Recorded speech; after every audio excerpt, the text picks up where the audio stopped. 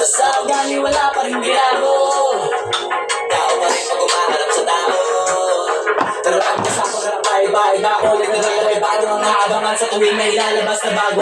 Pinagalawang pambawi, sa nakikinig palagi. Para masalit silang ganahan, di yung mga pag-uunapin.